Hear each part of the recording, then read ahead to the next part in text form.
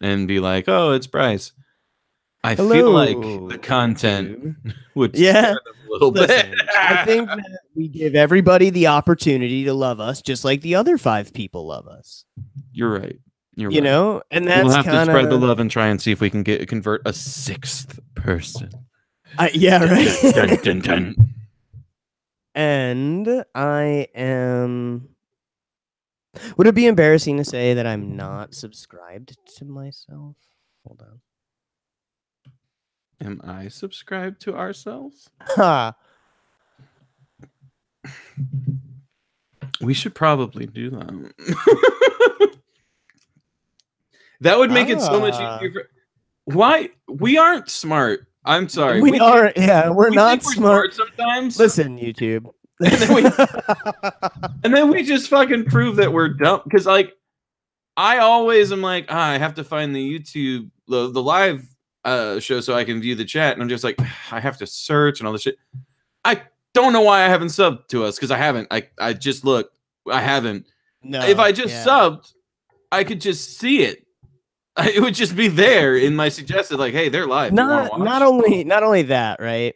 But the simple fact that I've never said, hey, I know what I'm gonna do. I'm gonna take this this video that we're doing right now, and I'm gonna share it so other people can watch it. I mean, we do. Not for nothing. This all gets eventually shared and eventually goes out.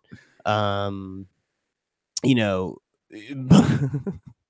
but it's like days later. It's not like it's not. Oh, it's so bad. I know. It's pretty silly. It's pretty silly. We're 14% ridiculous. So 20% skill. 15% concentrated power of will. Yeah, concentrated power of will.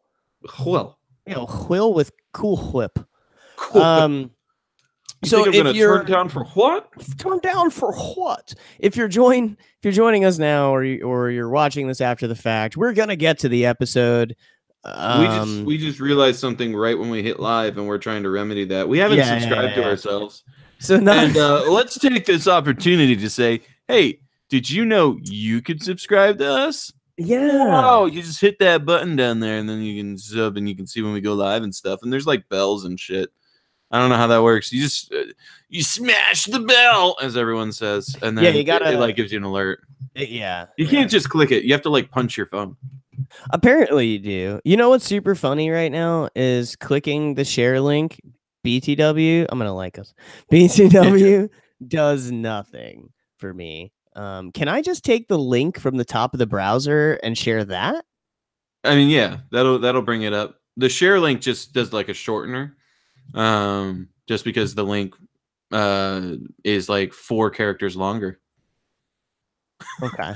Look out, y'all. Whoop whoop. Oh. I'm going to I actually have the shortened link I can send you if you'd like. I already did it. Facebook's cool and just made like a little picture thingy. I sent it anyway. You motherfucker. and you know what's funny is Jordan because could share it to his. Yeah, right. Okay, so yeah. Cool. Hangouts does the same thing. It like put it like the little picture of the video in there. It's nice. It's funny because the screen grab that it's using is your face. Ladies. So if we get no viewers, then we know why. Yeah. I mean, we've already talked about this. The person that we're supposed to be sharing is Jordan because everybody likes luscious locks. Yeah, he's budget Thor. He's budget Thor. Exactly. I think I'm going to start calling him BT and not explain why. Oh, we should definitely like we'll see if he watches this episode later. And then just start calling him BT and just hey BT, what's up? Hey BT, how you doing, bro? What's going on? All right. Well, I'm ready to do a thing here. Samesies. Real quick, we'll without Jordan today. Who intros? I think I did it last week. So What's up, Michael? it would be Jordan. So since Jordan's not here, it will be the P, I Okay. guess. So I'll do it because it's Yeah. best to not try to confuse. Yeah, we'll just Because reset. remember what happened last time. Yeah, we'll just reset. And Next thing you know, we're fucking going backwards. like- Nobody knows why. and we're just like, who does it? I did it last week. Are we forward or backwards? I don't remember. Yeah, We'll get every reset. fucking week. Exactly. And then we'd reset and then fuck up again because we're not. I don't know if anybody realizes or not. It's been a little over a year. We don't actually know what we're doing. It's been way over a year now. It's almost 2 years. Wow. Nuh-uh. 100%. Really? Yeah, we're at like a year and a half. Because Well, there's 52 weeks, right? Yeah. And we have 85 episodes. Yeah. So by that logic, especially with us missing a week or so every now and then, 85, it's been almost 2 years. I think in like 3 or 4 months, it'll be 2 years. We'll have to look up the first We're gonna episode. have to look up. Listen, I know that we said, or we could look at the anniversary episode because Yeah, that will true. be on our anniversary. I know that.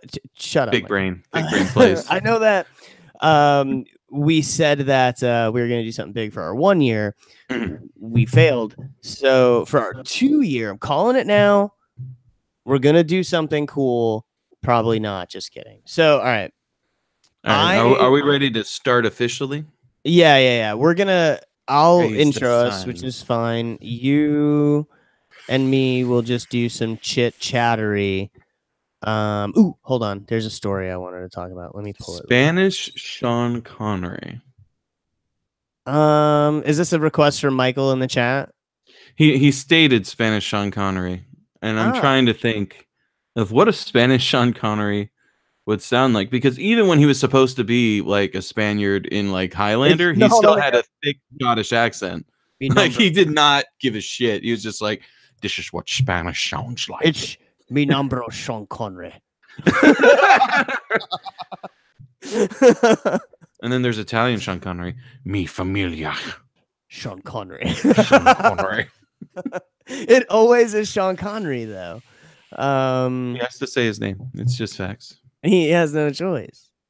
Let's see. There's a thing that Te amo, mi amor. Sean Connery. I need to. I'll do a Google Translate at some point and look up this is the Red October standing by in Spanish. I want to do the whole millennials rejecting Christianity thing. Okay. Because the witchcraft. Oh, that's right. We were going to talk about Yeah. the increase of paganism. Okay, so we'll do some weak stuff. I think that I will do this before we even hit any kind of break or whatever, because I'm 100% sure that the second half of the show is probably going to be what we're going to dub the ramblings of Bryce. So I'll just do talk about the one movie and then talk about the other one. Yeah. We're gonna talk about a movie. Double feature. It'll be a movie talk night about double a feature. movie. Yeah. It's gonna be a movie night double feature. Pun 100% intentional. Yeah. But let's get this show started. I have to close Facebook. It's annoying me. Okay. Oof. All right. It like dinged. I don't like that shit. Don't ding at me. Nobody asked for that. Oh, Spanish Sean Connery. Patrick, this is your time to shine. Here's the problem, Mike. I don't remember the things you told me to say, if we're entirely honest. In fact, just then, I forgot what I was supposed to do, and it's click record. Okay, so I am also recording. We have to do I am recording. A number. We have to do a countdown. Yes. Oh, hang on. Mm-hmm. Stop. Stop. No. It's a super fast fix. I'm really glad that I looked. Pay attention. Though, because that would have been the classic. Oh, the buddy. moment our audio engineer's not here is the moment. Let me make sure that sounds like. Okay, cool. I sound fucking horrible, but we're rocking it. Yeah, no. The line in was set to not the microphone, so there's that. Huh. Yeah. Sean Connery. Okay. Sean Connery. It's because Sean Connery fucked it up. 100%. Okay. I'm gonna start recording meow. Right, meow. Right, meow. Okay. I am recording. We have to do a 3, 2, 1. Yeah. So give us a finger bang. I'll intro us and we'll fucking go from there. It's okay. All right. So I'm recording. I'm gonna do a number first. Oh yeah, I forgot all about that. 85. All right. Nice. So that's it. And nice. See, now people that watch the video now know you're not really a robot. But I am though. I've got 2 fingers here. Are you ready? Yep. 3, 2, 1, go. Hello, everybody. Welcome to the show. That's right. We actually made it to 85. We did it. Yeah, we did it, Mom. But yeah, no, seriously, welcome to the show. It is just me and Bryce today. It's the peanut and the butter. Some might say that's a dry sandwich, but you know, I would just a glass of milk. Yeah, I would just say go ahead and get yourself a glass of milk and stop fucking complaining. Millennials kill the milk industry. Stop complaining, my people. What? That's the joke anyway. Like, yeah, it is. Millennials get blamed for fucking everything. Well, actually, it's funny that you say that because we're going to get into something that has to do with millennials. Woo! And has to do with some nonsense, some millennial nonsense. Also, we have some cool stuff coming from Bryce. Some stuff actually everybody has asked for more than one time. It's fucking weird. But they love it. I'm going to admit I love it too. So second half, little surprisey surprise from Bryce. It's just going to be me rambling like a madman. But it's okay. It really is okay. I mean, dude. I mean, you just remember, you guys, when you're listening to it and going, "What the fuck?" You asked for this. Yeah. So I got my Christmas tree this week. Nice. I might actually get one this year. You should, man. Get in the spirit. Oh. I want my house to smell like pine. Yeah, right. Get some pine sol, bro. And then accidentally drink it and think that it's apple juice. It's fine. Yeah. Everybody does it. Everybody once. Yeah. Probably only once. Yeah. Yeah, a little bit of Facebook news there for you. You're welcome. But yeah, I got my tree, and I gotta tell you, every fucking year, something goes wrong with getting the Christmas tree. Mm-hmm. Every fucking year. You see, this is going to be a great episode. Oh, Michael, by the way, Michael's in our chat as usual. Yep. And he is excited for the second half. The second half. He really is. When I said everyone, I meant him. Yeah. Of our 5, he was the one who's just like, hey. Yeah, he won't. Do he won't thing, stop. please. Yeah, exactly. So every year, though, something goes wrong. Now we tend to get a large Christmas tree, but like we always do it wrong. So remember I told you guys last week, if you listen to that or listen back to it, if you haven't listened to it, what the hell's wrong with you? Yeah, I moved all my living room around. I had the whole fiasco with the data cable because my wife wanted to move the living room from one side to the other. Okay. Right. And if that wasn't bad enough, there was more to it once we got the Christmas fucking tree. I will say last year was a bit of a fiasco, just getting the tree, getting it on the car. It was very heavy. It was horrible. The year before that, when we got our Christmas tree, we tried to put it in front of the window, and it was so tall that the angel that sits on it was just kind of sideways because she couldn't go down any further. Okay. Without, because the tree was too tall. Yeah. So yeah. This year, it was like before we even go to the fucking tree place, we actually went to Lowe's. We're like, okay, so we want the tree here. Let's not get too big of a tree. So we go to Lowe's with the kids Mhm. and we're looking at trees. We're looking at trees. And man, the tree that we ended up getting um, is fucking gigantic. It's so big, in fact, could not go in front of the window. It had to go in a completely different spot in the living room, which, annoyingly enough, Mhm. made moving the whole living room around pointless. Of course. I was so frustrated. The Of course. tree, when I tell you it was too tall, Bryce, I had to cut a solid, I don't know, 7 inches off the bottom of the tree. Jesus, dude. It's gotta be like at its base, it's gotta be like 4.5 feet wide. It's gonna be able to drink. Well, You know, yeah, you cut deep thankfully. enough that it's Yeah. gonna be able to drink. And every fucking year, I gotta say, I completely forget what the The having a Christmas tree is like. Um, It's a mess. and really, and what I really mean by that, right, is that just slightly nudging the tree causes fucking tree shit to go Sap, fucking everywhere, pine dude. needles everywhere.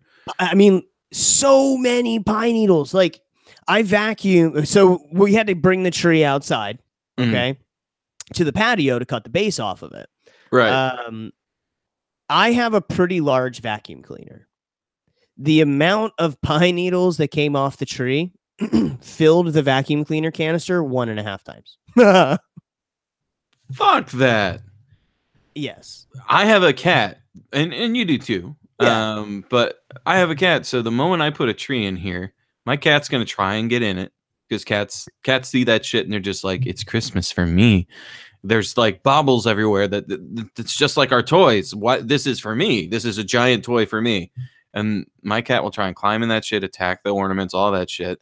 And then the tree will just bukkake my floor with pine needles. I am not about that life. I do want the pine I needles don't think you smell. could be a bukkake though, because the tree can't have any feeling towards you as it's doing it.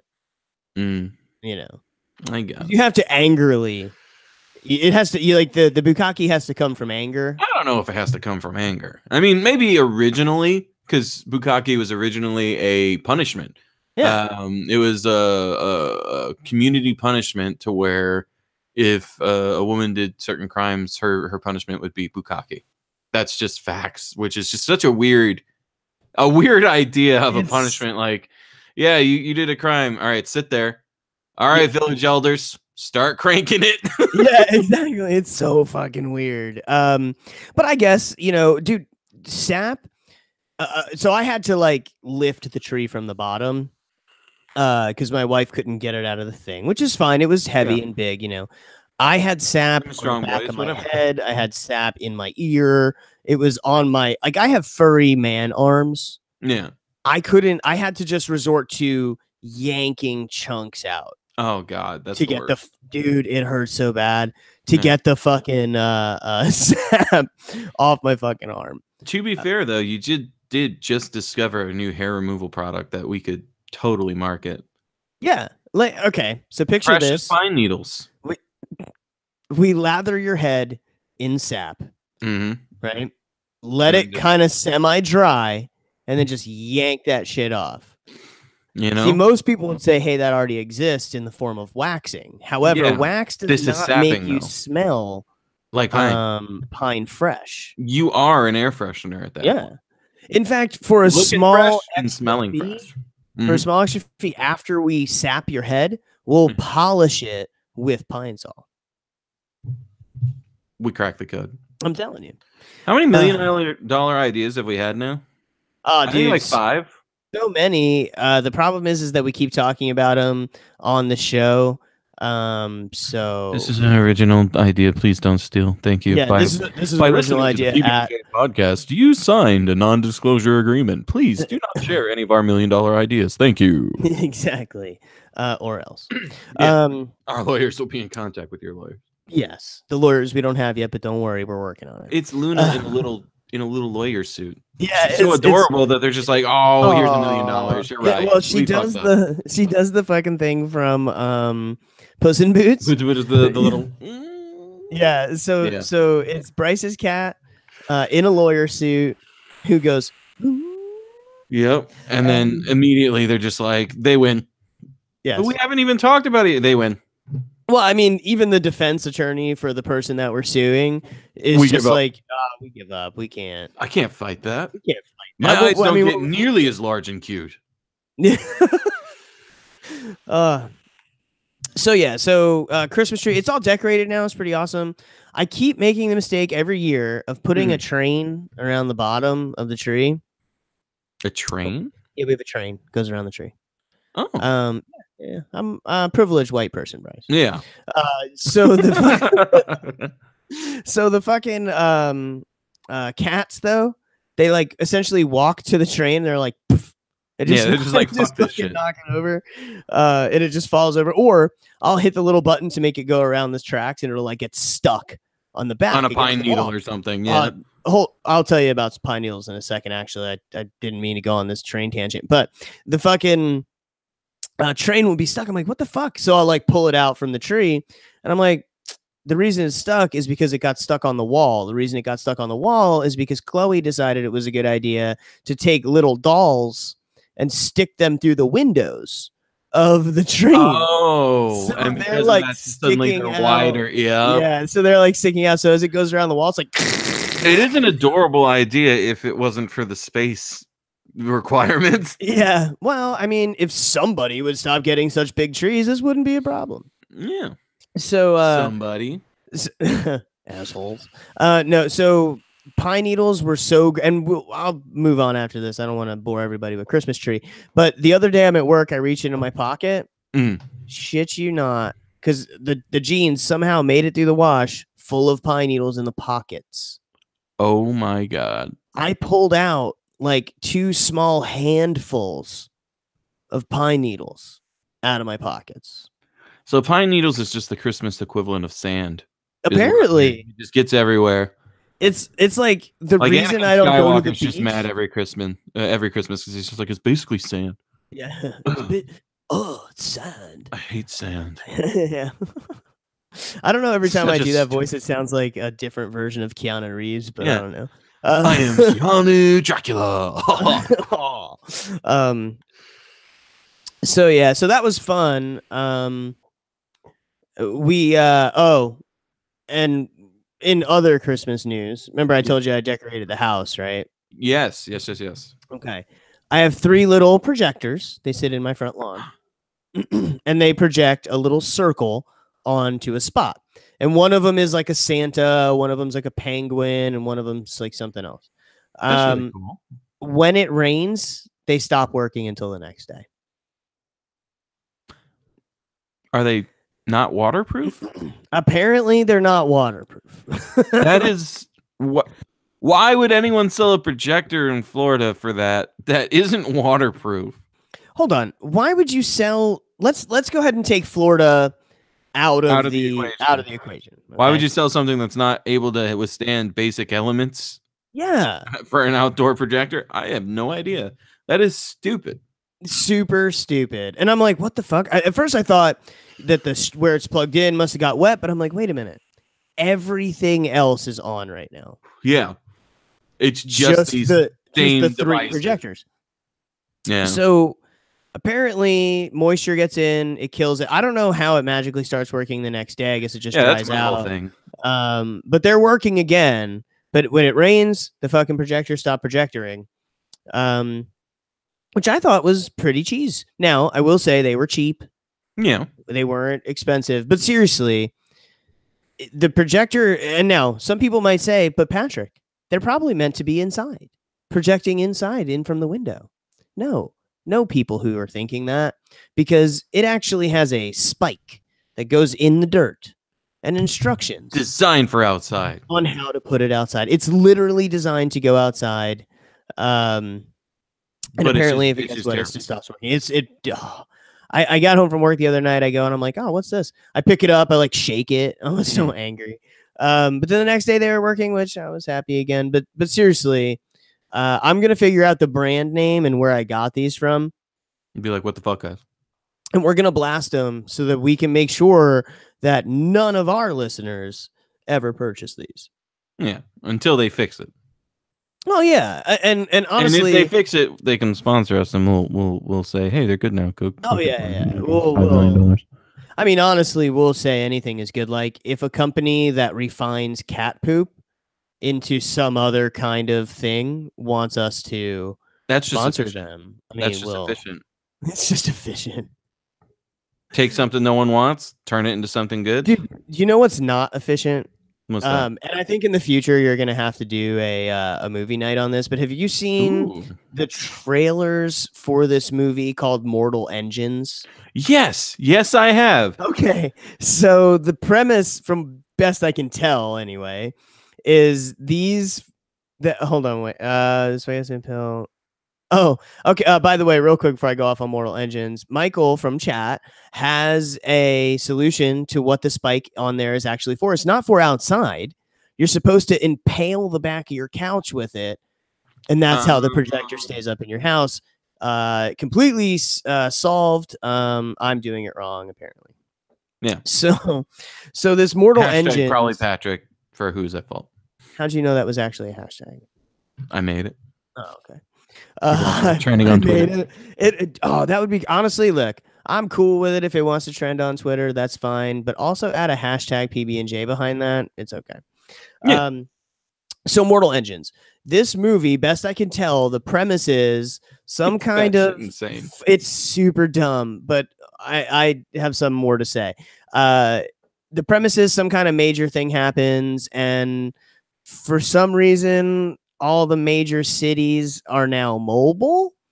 Not only are they mobile, but they're roaming around trying to attack each other and eat each other. They attack each other to eat each other. By eat, I think it means, steal resources and people and whatever. And these cities roam around at breakneck speeds too, okay? Mm-hmm. To try to attack each other. And the whole movie is about trying to stop London from getting them or something, which I think it's humorous because I'm pretty sure one time we actually said that they don't make England the bad guy in movies. So technically, I guess this isn't the country and it's the city. Well, I don't know if England's actually the bad guy or if England's the one that's being eaten. I know that they talked about London moving in the trailer, but I know that this is actually a book series. Jesus, seriously? This idea came from Hold on. This is a but thing. The trailer does not give any information at all. It's just, here's some CGI scenes from the movie. Go watch it. This looks crazy, right? That's the trailer. It's insane. It's so stupid. Like there's one of the trailers is just there's this one character, an Asian woman who's just saying, when I give the signal, do the thing, and the other one's like, well, what's going to be the signal be? And she's just like, you'll know what it is. I'm not that subtle. And then it cuts to her like a boot knife coming out of her heel, and her scorpion kicking someone in the head with it. And then it shows the other person running away from a giant city saw that's cutting through the city and like jumping over it and stuff. And the CGI isn't terrible. Oh, I'm sure it's not going to be bad. This is 100% a popcorn flick. Yeah, this is a movie that you just go in and it's like there's no subcontext. This is just a worse Fury Road, Mad Max Fury Road, with like bigger vehicles and bigger stakes, but like story-wise is going to be just way worse in every way. One of the podcasts I watch, which is Because Science, did an episode on is it possible with our current technology and because this is supposed to be like steampunk. Yeah. So they're steam engine style. But they're they can't be. They must be nuclear reactors. Well, no, it's going to be nukes. But I'm just saying, like when you look at the style, there's like the steam pipes everywhere. Which doesn't make sense for a nuclear thing. It's purely aesthetic, but So Unless it's supposed to be coolant these pipes. numbers I'm about to spout are probably 100% incorrect. So if you really want the real information on if this is possible or not, go watch Because Science. It's a great YouTube channel. I love it. But anyway, it's off-brand skinny Thor. Yeah. So, but he explains that the only vehicles that could even work for it right now are the NASA crawlers.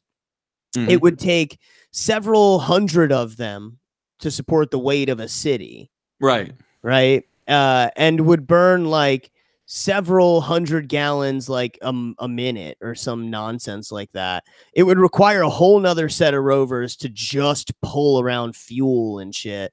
It's insane. But then the biggest problem is in the trailer, they show the thing going past people or whatever. Mm-hmm. And based on scaling, it's doing like Mach 3.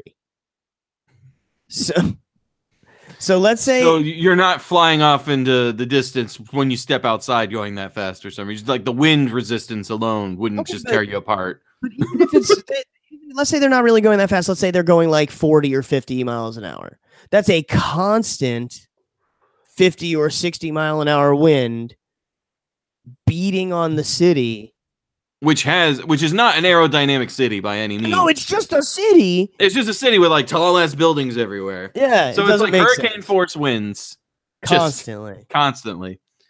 I really don't know. I haven't read the book. I kind of want to watch the movie first, get all my what the fucks out, read the book, and then do like a compare and contrast situation where it's like, this is what they could have done to make it make sense, and this is what they did do, which is why it fucking sucked. Or it's going to be awesome, and I'm going to be like, this is like a sleeper hit. Because the marketing for it is both genius and idiotic. It's genius in that they literally give no information outside of, isn't this fucking cool? Yeah, no, they don't. Which makes me curious enough to where I want to watch it just so I can see, like, what are they going to do with this premise? This is such a weird idea. But it's idiotic in that there's literally nothing other than that factor of I'm curious, so I want to go see, that makes me want to see it. There's no names attached to this that there might be, but they haven't shown anything. Yeah. So it's one of those things where I have no idea who's in this movie, and I have no idea like really the plot. The only reason why I knew what I knew about it is because I Googled it because I was like, what the fuck is this? And I found out about the book series. So that's the only reason why I even knew that the idea was that these cities were trying to eat each other for resources, because they don't say that in the trailer. It just shows cities like pew-pewing each other, which is like, what?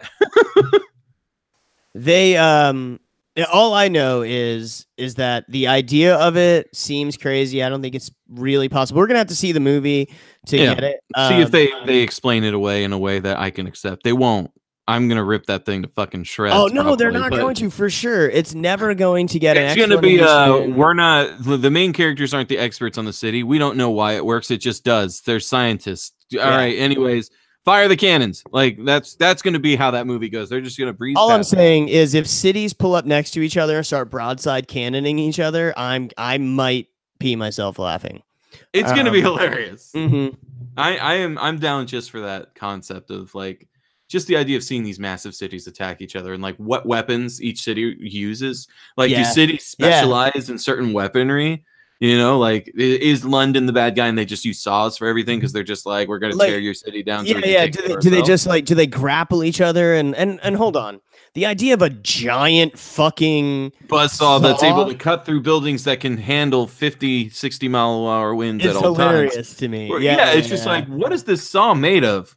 Because that's concrete. If you've ever tried to take a chainsaw to concrete, like it can't be concrete because they're going so fast. It's not concrete. It's so even better. It's a stronger material and more like resilient to kinetic force material. Yeah. What the fuck is that saw made out of? That it's able to cut through it like butter in this movie. Because in the trailer, it shows her jumping over like this cobblestone style street, and the saw goes underneath her as she jumps over it. Yeah, but it's just like. It's like an actual city. I don't know. You guys need to go watch the trailer. I think that we're gonna have a lot of fun tearing that up when we get to that point. Oh yeah. So I kind of want to change gears a little bit from. I might do like a live tweeting when I watch it or something. That would just be great. Maybe Just we can so- have a viewing party. Maybe we'll do a viewing Yeah, party. maybe. That'd be neat. So I want to change gears a little bit. Away from at least momentarily away from Christmassy stuff. Yeah.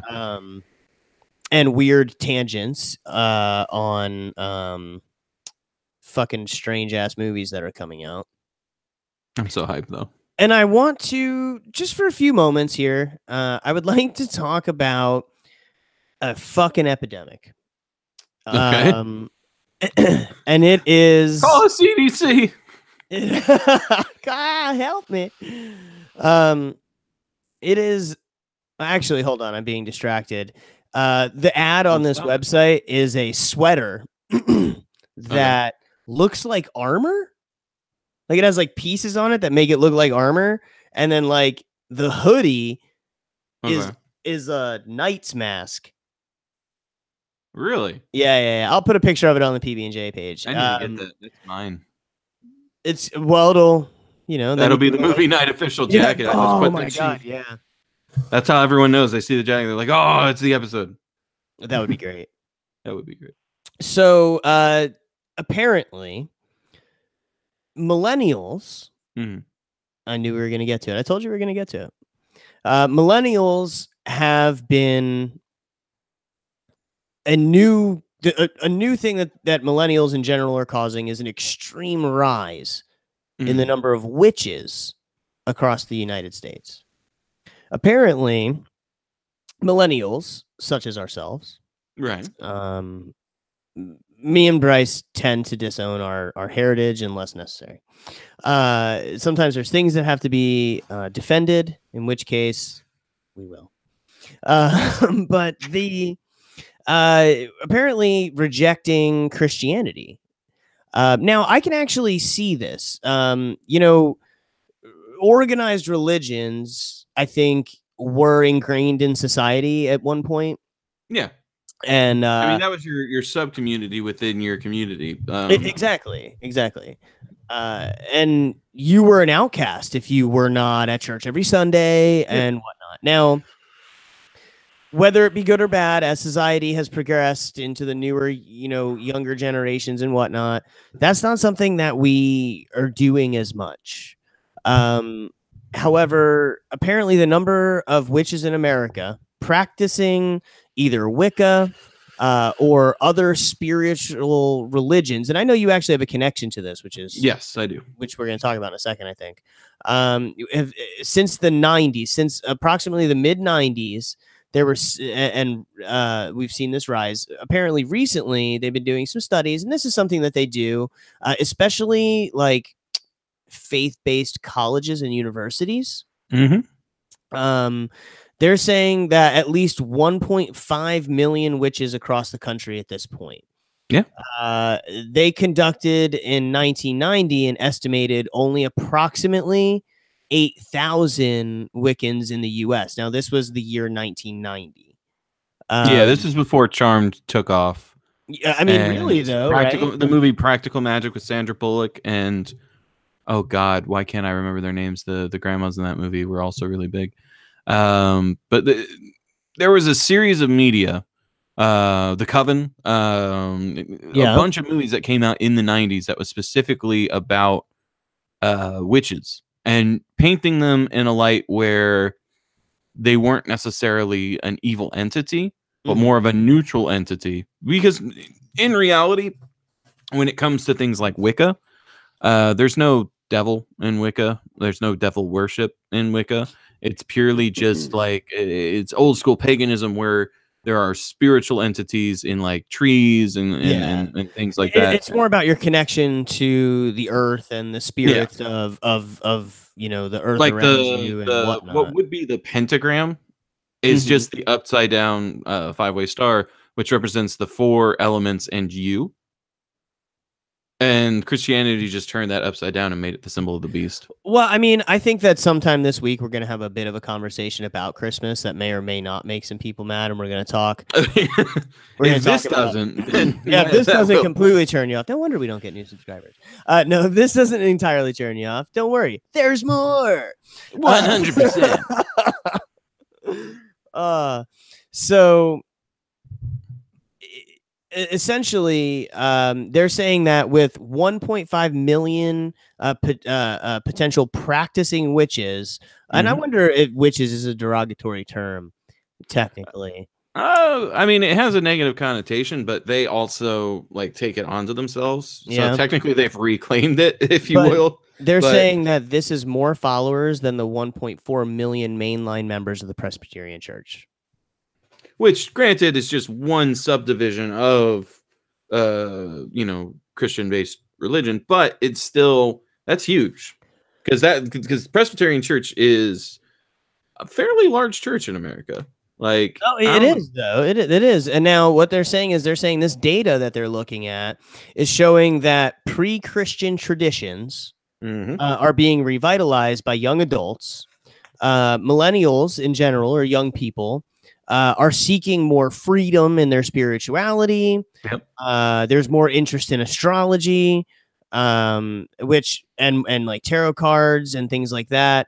Now, I will say, I am one to believe that we are just here, and I've made that clear Yeah. myself. Whether or not there's such thing as spirits and ghosts or God or gods, I mean, there may or may not be. I mean, who really knows? But um, the younger generations have chosen to believe in the old stuff, and I think a lot of that though kind of comes from knowing knowledge now. Like 100%. we're With the given knowledge. Because back in the day, in order to be Wiccan, one, you had to find an occult bookstore because that knowledge was not online. The internet wasn't really a thing for a while. And when it was a thing, it didn't become like this massive source of knowledge like Google wasn't a thing.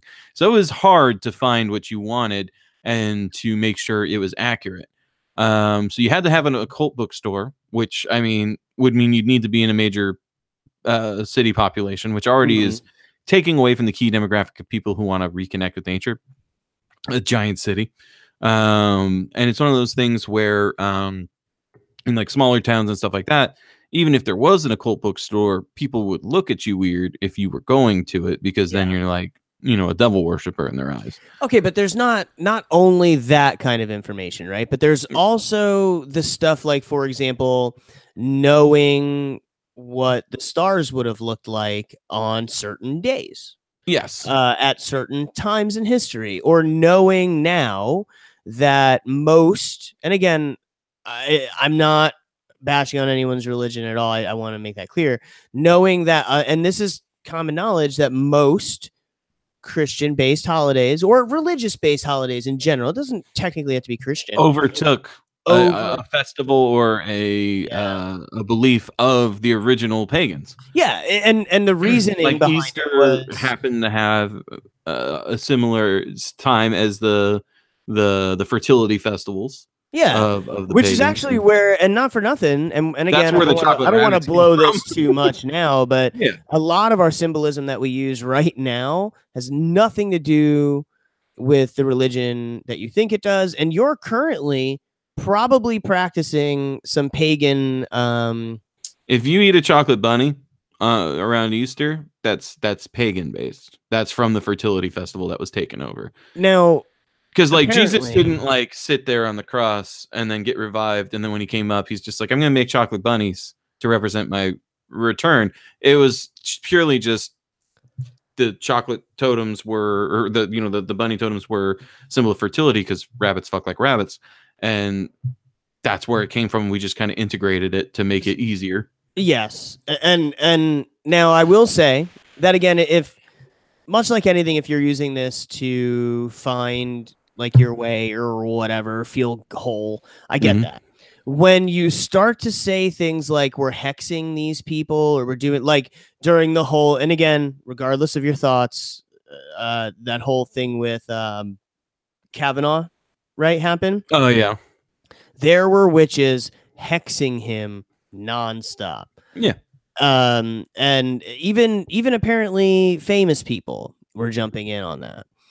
It's an odd thing because my knowledge of Wicca comes from the fact that my mother was a Wiccan, and it's one of those things where I grew up with someone who was doing research and figuring things out for herself. And she did it specifically because she found a lot of things that was represented in Christianity was actually originally like pagan, that was taken over by Christianity to make it more competitive. And she wanted to find out the origins of it and so she became Wiccan. And it's one of those things where what's interesting to me about people who actively engage in like hexing and stuff is one of the principles of Wicca specifically is that karma is a huge aspect of it, and what energies you put out, like negative or positive, come back full. So if you engage in a hex, you're actually asking for doom and like negative things to happen to you on yourself. Yeah. So like it's just interesting to me that these people are so willing to do that for that whole situation, because no, it really is though. I mean, just saying how it's supposed to work or whatnot, right? Doing that, I think, which means that either it either means that they're saying that it's so horrible that they're willing to risk them getting fucked to fuck him, or they're just being, silly. They're trying to use this power that they perceive to cause harm, which in my eyes is trying to militarize a religion, which is not something that's happened for a very, very long time. At least 3 months. Yeah, easy. Well, I mean, at least in where we live, countries like ours, unfortunately, religion is militarized across the planet in many locations. There are sects that are militarized in America, but it's not like the common thing. Yeah, it's uncommon and weird when you see it happening in like your neighborhood or something. Oh, yeah. So now I will say that apparently, and according to this, they're saying that despite the rise, the Christianity community does not perceive any threat, which I'm going to go ahead and say that's probably not true. I would say that there are people within it that perceive it as a threat and perceive it as like some sort of moral failing of the country and are praying for these people. But I think the religious leaders themselves see it for what it is, which is they're not going to do anything. This isn't the situation. We know a lot more because they know more about Wicca too now, to where they see it and they're like, we realize there may not actually be a devil there. They're worshiping false idols or whatever, and they'll get God's wrath. But in Christianity, you're supposed to just kind of like look away, turn the other cheek, and problem is only God can judge them. But on the baseline, when you have a one-to-one basis, the people who follow the religion, they don't have that frame of mind. It's much more of a burn the witch. Oh, it is. Very thought. Or at the very least, ostracized. Yeah. From the Which community. I mean, honestly, burn the witch in 2018 probably be like bully them on the internet or something. Yeah, tell them they're going to go to hell in their inbox on Facebook. Exactly. Apparently, though, more than 22% of Americans list themselves as unaffiliated with religion. Now, I would be interested to see, because let's say in the 90s, early 2000s, even and especially before that. Right. If you were asked what religion you were, even if you weren't a practicing Christian, you probably said Christian. I mean, yeah, because it's the easy answer that doesn't get you judged. Exactly. Now, though, people don't care about being judged about that kind of stuff. So now we have people that are like, nothing, I guess. Yeah. So they're saying 22% of Americans list themselves unaffiliated. I would be interested to see what that 22%. Dude, fucking 22% is a large number. It is, especially for a country that is infamous for having a struggle with separating church and state, despite being like designed to separate them and having this religious freedom. It still struggles with not having a theocracy. I mean, the problem is a lot of our existing laws and rules and whatnot were based off of religious dogma, oral thoughts. Yeah, that came from their religion at the time. And the sad part about and the bans on pornography. In my case, or in my thought, I think that when they said separate, I think that they meant religious leaders can't make government decisions. Is kind of what I think they were getting at. I do think that all religions should be removed from government. I think it. I agree, because it's one of those things where it automatically makes you biased towards members of your group. Yeah. It's just factual. There's no other way to see that, because when you have a religious belief, it means that you believe it to the point where you think you should convert others to your train of thought to save them. When you have that kind of thought process, no matter what, there's going to be a little bias, which is rough. But it's difficult because you can have religion in your personal time and still be a government official. It's just making sure there's checks and balances to keep that, status quo is good. And honestly, another point I want to bring up, because I started to, but then I forgot to like finish the thought, is that a big reason why there's been a rise in this is there's a lot of popular media showing witches since the 90s. There's a lot of popular media that came out that showed witches as more neutral or even good characters in them. I mean, the Harry Potter series is an explosion of, hey, we're not dicks, we're actually good people. Yeah. And we're trying to kill, evil Hitler, and keep you safe as well as ourselves. And sure, we're not perfect. We still have racism against people who are born of Muggle blood and, all this stuff. But we are still, there are good people in our society. Charmed showed 3 sisters who each week had a different evil that they defeated with the help of an angel. They had an angel that oversaw them and actually ended up marrying one of them and having a kid. Well, I think it was, I think that they did a really good job. And I think it was, if we're honest, I think it helped with their viewership. But I think that they tied it all into one thing. Like they tied it in there, like, look, this is God.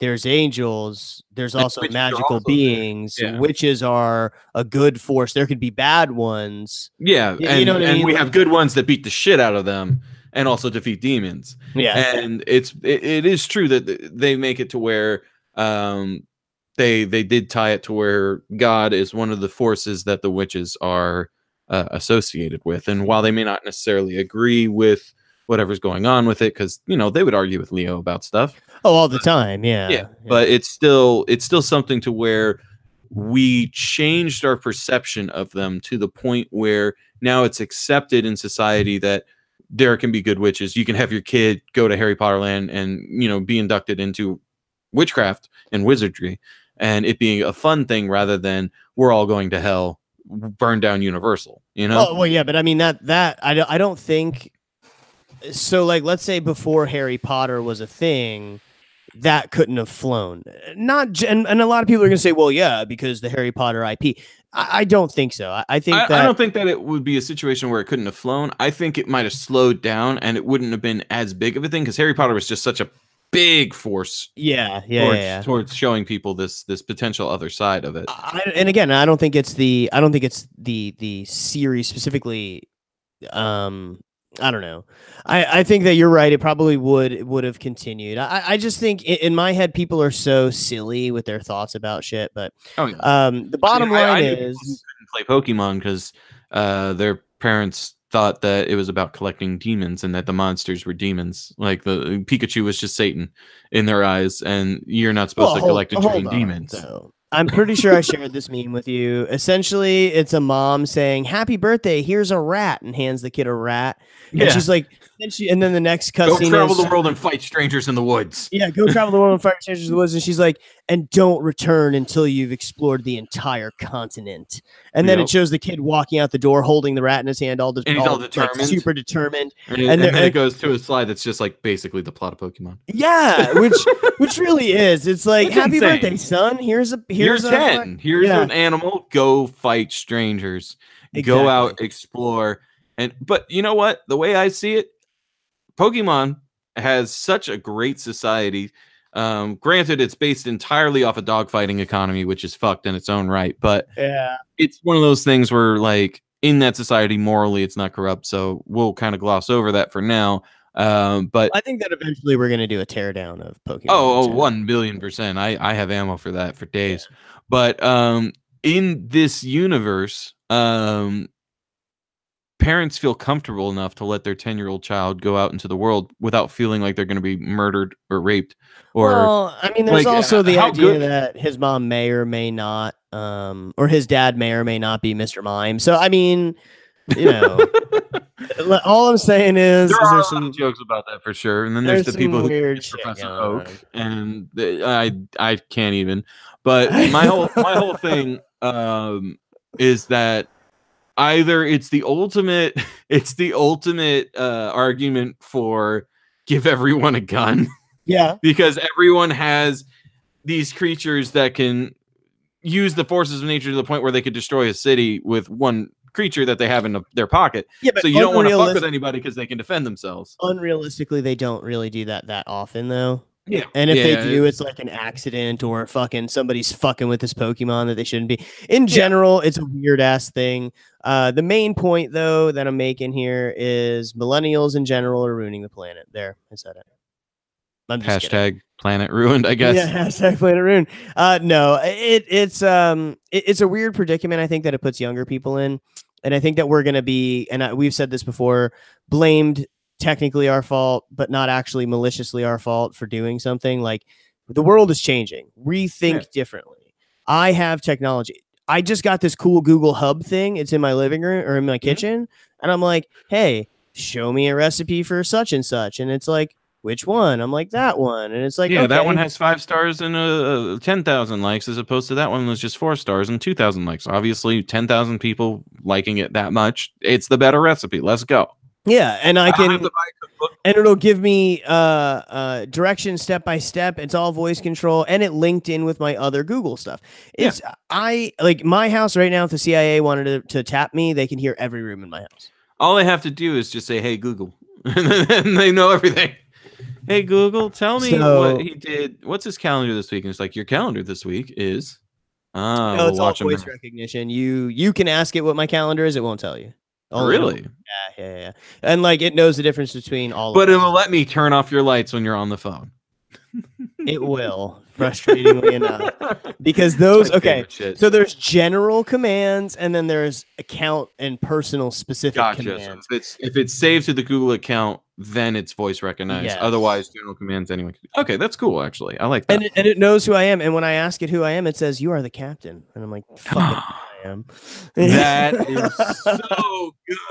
Oh, yeah. That's awesome. Yeah. But yeah, I honestly, like I said, I agree that millennials are ruining Christianity? No. Do I think that the data is probably correct that due to more spiritually free people, they are looking into other alternative religions, and they have the information to pursue that train of thought. Yes, because welcome to the fucking internet, yo. Yeah, welcome to the internet. Because before you learned your religion from your pastor, your Sunday school, and that's just all you had access to, so you just believed it. Like your parents would bring you to whatever their prescribed religion was, and then you followed it just out of not having access to alternative information. And now you have access to this plethora of alternative information, and some of it is contradictory within its own situation, where this group of people believe this about Christianity and this group of people believe this about Christianity, and they're all under the same overarching religion, but they contradict each other, to where people are like, I got to figure this shit out for myself and do my own research, because holy shit, everything I knew is a lie. Yeah, which is where we are with the information age. I think that we are at break time. I think 100%. That we're gonna take a quick break. Yeah, exactly. I need a new soda or whatever. So we're gonna take a quick break. We'll be right back. I am going to actually try something real quick with our live stream. So hang on here. And before we break everything, yay. No, and just so everybody knows, the episode might be a little bit delayed being uploaded.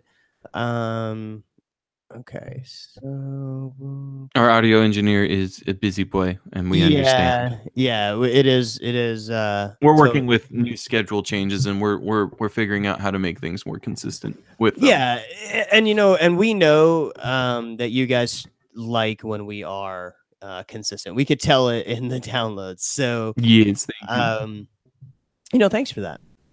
But let me see if this works. We should. Let's see.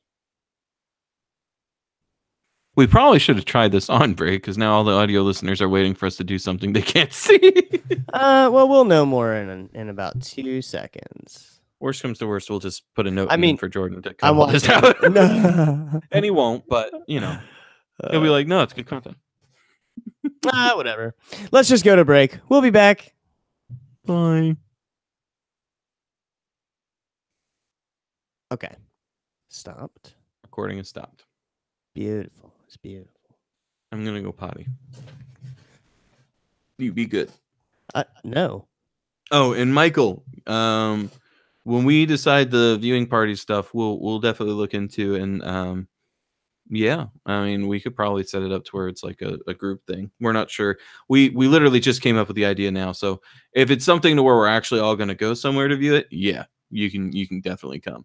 But we'll figure that out once we're closer to the Mortal Engines Oh yeah, situation. dude. But Yeah. yeah, Great. wonk. So welcome to break. This is where I awkwardly sit here and try to talk to you while Bryce just left. I'm just kidding. But I can hear myself because his headphones are fucking loud. So so it looks like we've had a couple of people in chat today, which is pretty awesome. The only person that knows how to use a keyboard, I guess, is Michael. Definitely a couple of things to look out for. I guess we can do this now for you guys that are here for the video, watching it now or after the fact. Most people seem to watch this after the fact, not live. But we are going to try to do some holiday theme shows this week, this month. The first part of that is actually coming second half. So as soon as break is over, starts watching YouTube videos silently. Michael says, "Shut up." Hey, that was research for the next half. Thank you, and I'm not doing it this time. God. Actually, if you guys are watching the video or are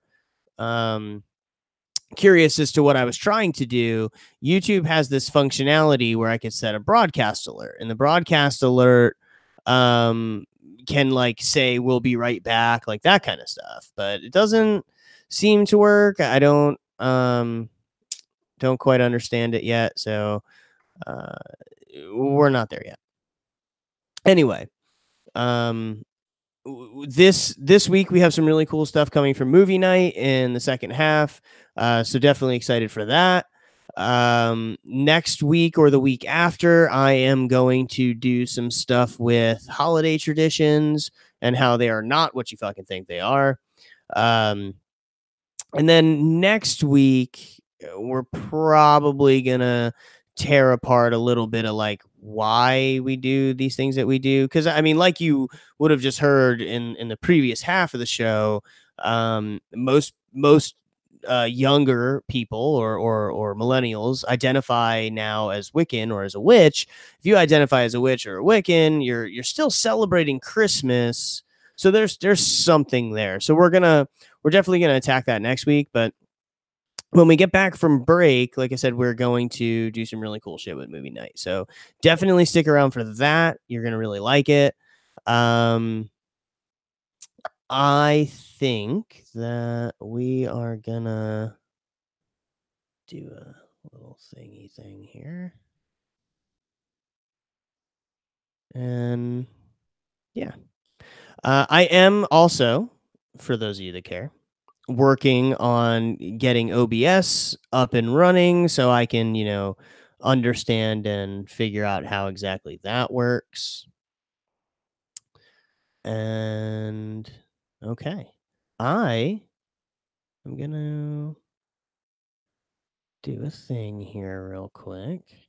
Since we're on break, we're going to test some shit out. We're going to test some shit out. Sean Connery. What is this? Internal video. This is for playback. We want.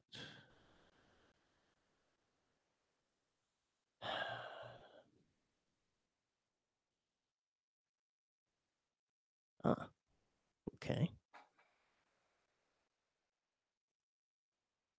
Use this.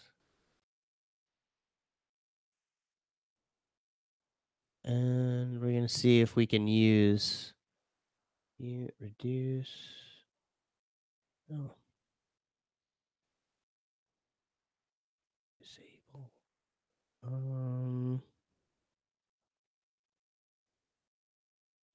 Okay. I too can put up one finger.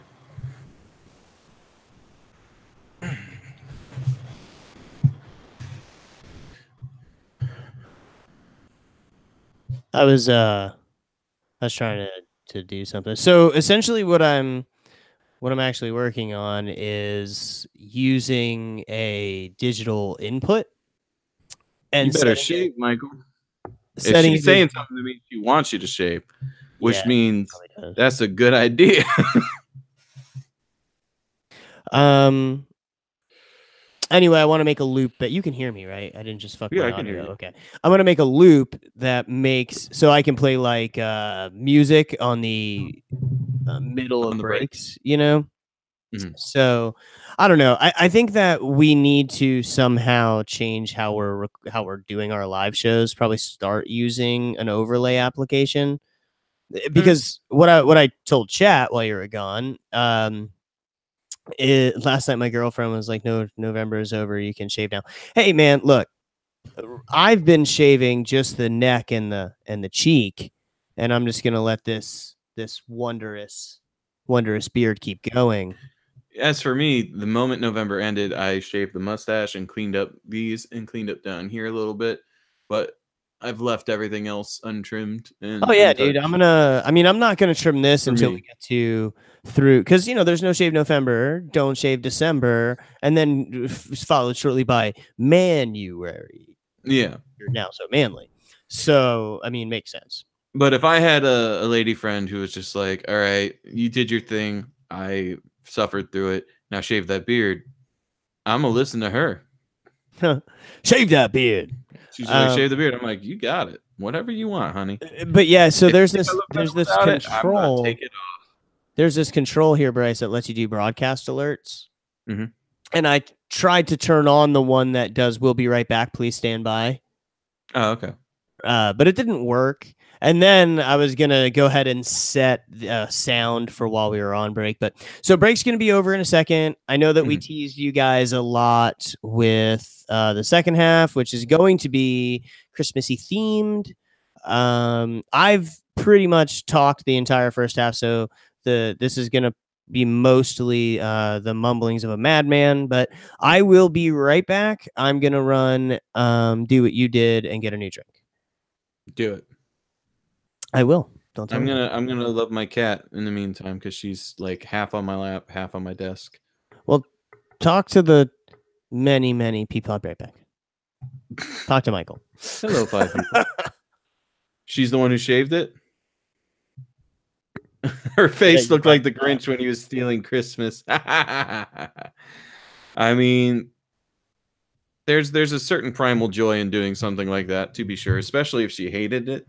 You know, if they hate the beard and then they get to fucking erase it from existence, they would have a happy face.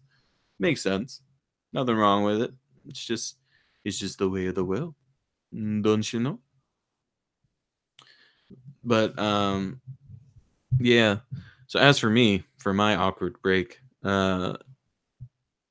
instance and situation, I just wanted to tell you guys that I couldn't help but notice an influx of downloads. And what's interesting is they're new people, and the only reason why I know they're new people is because it's like episode 11, and like we're on episode 85, and the download spike we were getting was from our earlier episodes. So if any of you are watching this somehow, I just want to say we're sorry for the earlier episodes, and we do get better. So like, keep listening, I guess, because some of those earlier episodes were a little rough. We were still growing into the comfort zone of talking like we do in normal life, but with a camera and a microphone nearby. 'Cause it's a weird thing is the moment you add a microphone to something, for some reason you can't talk unless you're used to it. You can't talk like you normally would with your friends. It's just an awkward, like you're aware of it and you want to be funny or you want to be interesting, and because of it, your brain like auto filters and tries to find the most interesting thing, and in the process gets rid of all the other weird shit you would normally say that is like the hidden gems of a conversation. So we flow a lot better now, as you may have noticed, because if you're listening to this episode, then you already found that out. But I'm just saying, sorry for some of those earlier episodes, and they get better. Other than that, I have actually been watching a few movies here recently of strange and odd origins, and I'm going to talk about one of them today. Before I talk about the movie I was actually meaning to do a movie night for, so it's going to be a little bit of a double feature. One of them is more of a this is just a thing that happened and holy shit this exists, and the other one is more of the childhood rendering fare that you all are used to. But yes, I'm excited about it, and I'm going to be doing more movie stuff here shortly, because I've been really big on movie analysis here recently, like specifically more cinematography. I've been reading up a lot about different camera shots and things like that, and what a moment can mean, and how to make a moment, how to record the unrecordable, like someone making a decision, or trying to show something is going to happen that you haven't seen yet, and like playing with people's expectations purely with just the score and the shot. And I think that that's fascinating, and I'm interested in how that can redeem certain movies that would categorically be bad, but can be shot well and done well in that regard, and make them kind of good for like people who are film nerds. So I've been researching that a little more, and I've been rewatching certain films just to try and get a better understanding. So hopefully that helps the movie night quality go up, which will be great. Oh yeah. Young. Hey, I'm back. Yay. Yay. Apparently, I gotta say it quiet. Apparently, Elf on the Shelf has got into my fucking shaving cream and drew a damn smiley face on this bathroom mirror. Son of a bitch. He's just supposed to like watch the kids, and instead he's just like, I'm gonna be an asshole. Mm-hmm. Yesterday, he's not gonna be the one to clean it up. Yesterday, him and Darth Vader made a igloo out of marshmallows. That's adorable. I love that your Elf on the Shelf has ideas like that, because it's one of those things where some Elf on the Shelves. There's actually a song that was making the rounds on Facebook called "Our Elf on the Shelf is Lazy," and it's just these two parents who are singing the song with piano, explaining that it's not that the Elf on the Shelf is lazy; they're just trying their best. And it would like cut to the mom being like twitching, like and then then it showed like other Elf on the Shelves and their ideas, and they're like, "Thanks, other Elf on the Shelves." It's just it's a funny one. Well, like and this is something that I think I'd like to talk about eventually, but this is not it's not how it started. Mm-hmm. Oh, for the Elf on the Shelf stuff? Mm-hmm. Yeah, no, this is something that purely through internet and people being like, this is what we did with ours, and then it became like a one-upmanship situation. Yeah. Ours doesn't do something like that all the time. But every now and then, once or twice a week, something like that. It'll yeah. Makes sense. I found a bunch of black olives that I'm pretty sure are for salads, but I'm eating them because they're amazing. Nice. Okay, so I am I'm ready to roll into the second half. It's kind of a long show for just being us. A little bit. I will spit my stuff and we'll make it happen. Yeah, I mean, there's no need to be quick. I mean, yeah, I'm not gonna force it out, but like the first thing I'm gonna talk about is because it's less of a deconstruction and more of a what the fuck did I just watch. It's gonna be more of a rapid fire of favorite moments, and like this is a thing that happened and you can find it because it exists. Holy shit, kind of deal. And then the other one will be more of the what you saw when I posted it in the Hangouts. Dude. Speaking of which, I'm going to pull up my notes. You should. We do like joke around and not doing show prep. For the most part, we do a good amount of show prep. Yeah. However, Bryce has taken it above and beyond this week. And by that, I mean wrote the notes for us to read first, because he doesn't usually do that. Yeah. Well, it wasn't necessarily for you guys to read first. It was more of a so I could have them because I've been having a problem where I just forget to save notepads for some reason, and then at some point the power will blip out, and then when it comes back up, I'm like, oh no. And after writing all that, I wanted it saved somewhere else in case I forgot. No. Yeah, exactly. Because that was a lot to write. No, you wrote a lot. While. It's pretty this awesome. Is a fucking novel. But we didn't keep track. Hey, did you stop your Audacity recording? I did. Okay. 49:17 was when I stopped it, and that was right after my bye for the break. So you can nip that shit in the bud. 49:17. Okay. I'm actually gonna put it in the podcast Chatterino. chat. Yeah, please.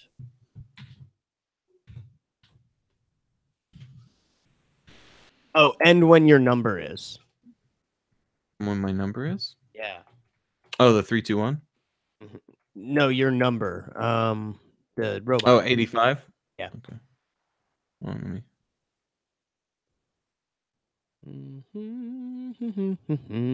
Yeah, like 5 seconds. Yeah, 5 seconds. I'm gonna call. All right. 49:28, I guess. All right. I used a decimal. Let me use a more professional. Okay. So all right, I'm ready to start recording. You ready to start recording? I am. Hang on. There's 2 more olives left. Okay. November is over, John. You are not wrong, but I don't know if I'm going to get rid of the beard. I'm digging it. I'm going to clean it up, keep it nice, but I want to see how long I can grow it for me because I don't have a lady friend right now. So it's one of those things like where elves right now. It's funny. We out here looking like elves. It's just the way it is. Like except for it is Don't Shave December. Don't be a bitch, and or you won't be welcomed into the gates of Manuary. Or you're not going to be allowed into Manuary. I mean, Christ. You're going to attempt to enter Manuary, and we're just going to kick you in the balls. We can't because you don't have any. I'm just kidding. Big sorry. Oh, oof. Man. As I ostracize. Yeah. Okay, so I'm gonna start recording in a second. A little puffy puff. You'll count us in, and we will. I'll bring us back, right? And I will transition to you. Sounds good. We'll do hugs and kisses and stuff. XOXO. Okay, Sailor Moon. That is not how that works. And recording. Also, not recording. What? I hit the record button. Hello. There it goes. All right, testing. Yeah, it's recording. All right. Okay. Sorry, couldn't hear anything you just said because I knocked out my earphones. Anyway, that's continue. Fine. All right. So, 3, 2, 1, go. Hey, everybody. Welcome back from break. Thank you for hanging out with us there, if you were there, whether you're catching it later or whether you're catching it live. Yeah, if you didn't just skip over the break, thank you. If you did skip over it, that's fine too. Yeah. You know, the break is more of it's more for us really, but that's okay. It really is more for us because not for nothing, talking for an hour is hard. It can be. You wouldn't think it is. But it's something where it can get a little rough. Sometimes you need a drink and you realize you ran out of it 10 minutes into the show, like me. Oh yeah, I do that. I'll slam a can of soda. Yep. We'll be 15 minutes in. And then I have to pee 20 minutes in. Yeah. So the break is like 100%. Bouncing up and down in my chair. And you're like, Mars is full of lizard people. Okay, go on a break. Bye. Mars is full of lizard people. Bye. I'm back. I didn't make it. Anyway, my seat's now full of wet people. Yeah. Conspiracy. So the government made me do it. The government did make you do it. Yeah. But anyway, as promised, we are here for the second half of the show. We have a little Bricey Bryce moment coming. Something that again, all of one person keeps asking for. Which is 1/5 of our viewership. No, I'm just kidding. Out of the 5 people. So that's still a pretty big vote in my book. Yeah. So Bryce, I mean, I'm still here. I'm obviously have a lot to say, but dude, I read. But right now you're just strapping in to be along for the ride. No, seriously, I'm strapping in because I read some of the fucking shit you said, and I'm like, what? Yeah. So I'm gonna start off with a quick little mini because this is like a double feature of the movie night. Because I actually ended up watching a movie that was incredibly obscure. We're not too lazy to put the intro in. That was like 2 episodes, and then every other one was just like, this is I think we lost the intro, to be honest. But no, we did. It's not. We never saved it. We're geniuses. But anyways, we're really. I have this thing where it's kind of like when you know the Bernstein Bears thing, where when you try and remember something and then it's like alternate universe. I can't remember the term. Mandela effect. Yeah, the Mandela effect. So I remembered seeing part of a movie, and I had no idea what it was, and I couldn't find it for years because it was like a fever dream when I was a kid of this like thing, and I didn't even want to watch it. And I didn't watch all of it. It was just kind of a weird thing that just kind of stuck out in my mind because it was like, I remember Randy Quaid being in something batshit crazy where he's like a circus carny. Oh, that's his life. Well, I mean, that's his life in general. But I remembered it being like a specific film, and I couldn't remember what it was, and I couldn't find it, and no one ever heard of it. I found it recently. And the reason why I never found it is because it ends up that this is a movie that had a budget of about $11 million, right? Okay, which is a small budget. Well, in 1993, so it's a bigger budget for that time period, but it's still fairly small. Yeah, but that's pretty large. I mean, what would you equal that to as far as equal budgets in today's money, like current movies? I wouldn't know the exact one for one. I would estimate maybe 50 million. Okay, maybe it could be more than that. I'm really not sure. But I think it's like 5 times. But anyways, this movie's called Freaked. And it had a budget of $11 million. It made $30,000 at the box office. That's it. It flopped so insanely hard. And it has this all-star cast. It has Brooke Shields in her heyday. It has Mr. T. Holy shit. It has Alex Zuckerman. Pity the fool? He pities the fool. It has Alex Zuckerman, who was a child actor that wasn't really big, but was in some classic 90s kids movies that, you know, people respect. Okay. Like Blank Check and I love that movie. Blank Check is great. It's such a good movie. He was also in Hook. He was one of the Lost Boys in Hook. He was good there, but whatever. I mean, it's whatever. But it's one of those things where he you know, he was a child actor, and he actually is one of the big, like, he acts with, like, I would say borderline like Jim Carrey levels of craziness in this movie. So this kid actor like carried a portion of the film by being this character, and it's just insane. But it has all these people. It has Randy fucking Quaid before he ran off and escaped the country for being like being a criminal, and being a wanted man. And the biggest kicker is the lead character for this movie is Ted from Bill and Ted, and Keanu Reeves is also in it. I'm trying to remember what his name is. What the hell is that guy's name in real life? I am Keanu Dracula. But basically, the idea behind this movie is that there's this conglomerate, an evil corporate conglomerate known as ESS or EES, everything except shoes.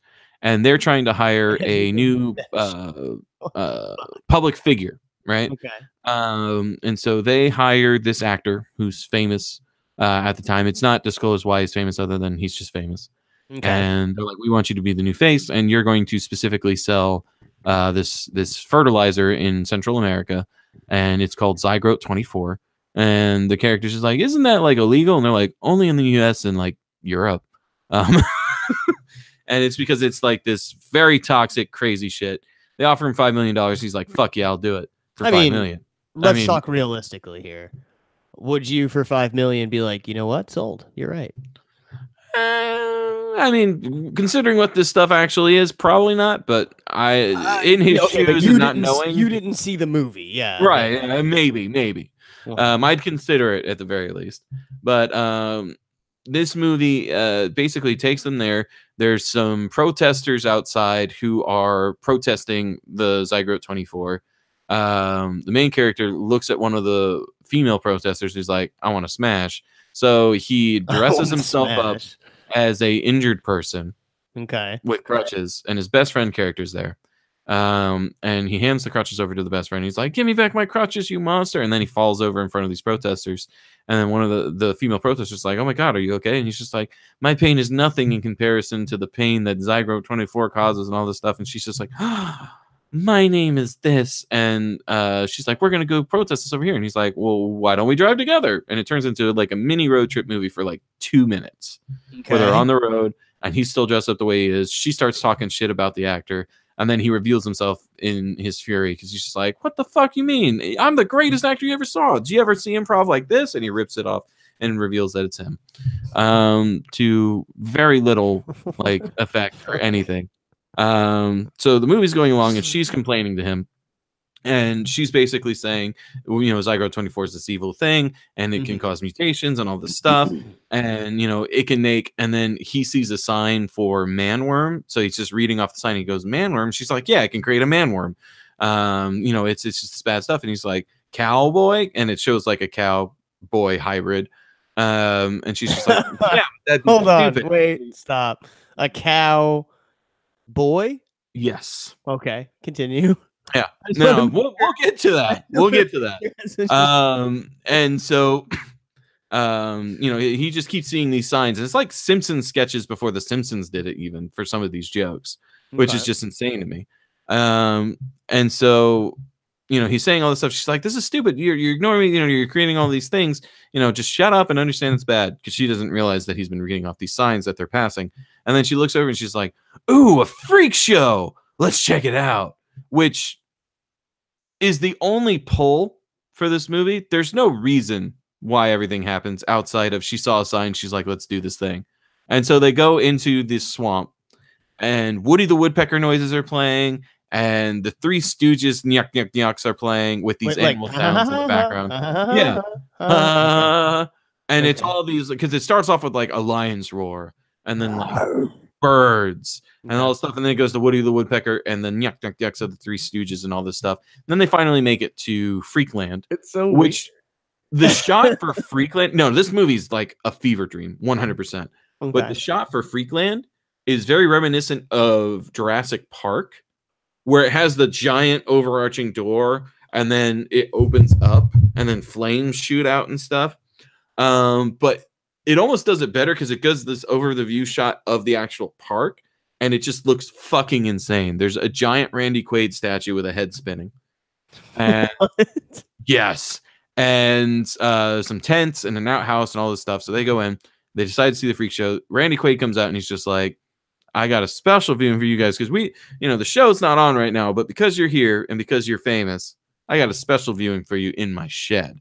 So they go into the shed, and it ends up that Randy Quaid actually makes the freaks, and he uses Zygrote 24 to make them.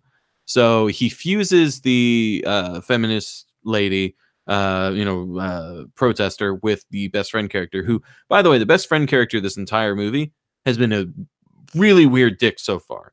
So like, on the plane, he pulled he put a fake hand where his, like, outside of his dick. And he's just like, "I was just asking for a handshake from a woman who was running away from him."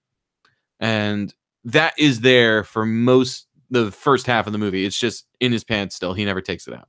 There's just a hand coming out where his dick is. Wait. The whole time? For the first half of the movie, yeah. Up until he gets fused together. So he's like this sexist, like weird dude. And then she's like this feminist protester who has the Che Guevara, beret and all that shit. And so he fuses them together. Okay. And they are most of the slapstick of this movie because they're punching each other and all kinds of weird shit throughout the film. When one says something weird, the other one like hits them and it turns into this whole thing. It's fucking weird. And then it turns the main character into this like half goblin, half gremlin looking thing. And then you meet the other freaks, and Keanu Reeves is the leader of the freaks, and he's Dog Boy. And when essentially how we get to this point. Hold on. I don't think I've ever seen this. No one has seen this movie, but you can on YouTube. So you guys know I'm not lying. Just Google, go on YouTube and type in "Freaked Full Movie," and you'll see in Spanish "Freaked Full Movie." That's the one I watched because it's not this weird zoomed in version, and that is the only way to view it as of now. It's not on any streaming service. It's either that or purchase a VHS copy off eBay. The only options you got. And so when he goes into this, for one, Randy Quaid throws him into this outhouse. And it's just an outhouse, like, your standard outhouse. He opens the door and throws the guy in, and it's like the TARDIS where it's huge on the inside. And the guy turns around and is like, great use of space. And this is like a very 90s joke. There was a guy back then whose name escapes me who had a bunch of books on how to efficiently use your space and improve your home. And so Randy Quaid is like, yeah, I learned it from that guy. And the guy came out and he's like, actually, if you buy my book, I could teach you how to do this. And then Randy Quaid hits him. It's like, what in the fuck am I watching the entire time? So anyways, back to Ortiz, the dog boy, who's played by Keanu Reeves. Ortiz, the dog boy, huh? Yes. And so the main character is just like, how many of you freaks are there? And then Ortiz is like, first, I have a question for you. And he sits him down on this podium and he's just like, who was the main female lead in The Exorcist 2? And he was just like, what are you talking about? He's just like, let's find out if they know. And then it does a celebrity squares bit where inside this outhouse made out of wood and LED lights, all the freaks are in celebrity squares. And he asks one of them, all right, what did you think? And the worm guy, the human worm, who's just a guy who looks like a human worm, he says a specific actress. And the guys are like, this is insane. What is going on? Also, he's wrong. It's Linda Blair. And then it's like, it's Linda Blair. You're right. Circle takes the square. And then it lights up to all of them. Circle takes the square. It's this fucking insane, like, who thought of this in the middle of this movie? And it's how they introduce all the different freaks. There's Nosy, a character who everyone absolutely hates in the universe of this movie, who's just a giant nose. There is Sockhead, who's a man who has a sock puppet for a head. And one of my favorite reveals about that is that at one point the sock comes off during the freak show, and it's just a hand under there, and a nun stands up and just starts screaming, "It's a fraud! There's a hand under there!" So that's the fact that that's her problem with it, is that it's not actually a sock head, it's a hand head. Not the fact that that's still a fucking, like, what the fuck? Nah, this is a fraud now. I mean, it makes sense. The whole movie's just batshit insane.